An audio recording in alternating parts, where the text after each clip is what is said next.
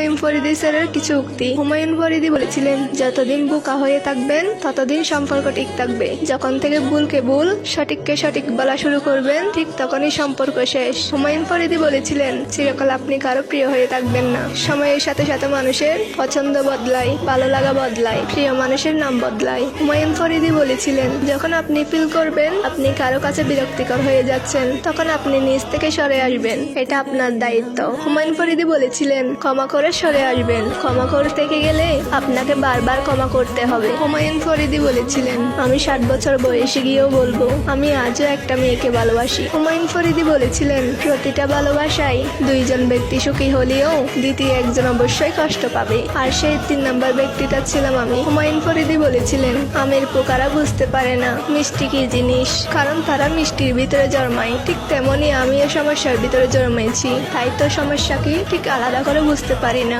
হুমায়ুন ফরিদি বলেছিলেন, তোমার যদি কাউকে মনে পড়ে তুমি তাকে কল করো, তোমার যদি কাউকে দেখতে ইচ্ছে করে তাকে জানাও, আর তুমি যদি কাউকে ভালোবাসো আর তুমি তাকে বলে দাও যে তাকে ভালোবাসো। হুমায়ুন ফরিদি বলেছিলেন, সে আমাকে অনেক ভালোবাসতো, আমিও তাকে অনেক ভালোবাসতাম, কিন্তু তার ধারণা ছিল আমি তাকে ভালোবাসি না। ভালোবাসার অর্থ হলো আমার তাকে মুখে বলতে হবে, কিন্তু আমি কোনোদিন মুখে বলতে পারিনি, প্রকাশ করতে পারিনি। হুমায়ুন ফরিদি বলেছেন, আমার পরম সৌভাগ্য যে তুমি আমাকে ভালোবেসেছো, থ্যাংক ইউ ভেরি মাচ। তোমার এই করুণার কথা আমি আমৃত্যু মনে রাখবো। হুমায়ুন ফরিদি বলেছেন, এই পুরো দুনিয়াটাই একটা অভিনয়ের মঞ্চ, অন্যের অভিনয় করছি, আর আমরা নিজ নিজ জায়গায় কোনো কোনো ক্ষেত্রে আমরা নিজেদের সাথে নিজেরাই অভিনয় করছি।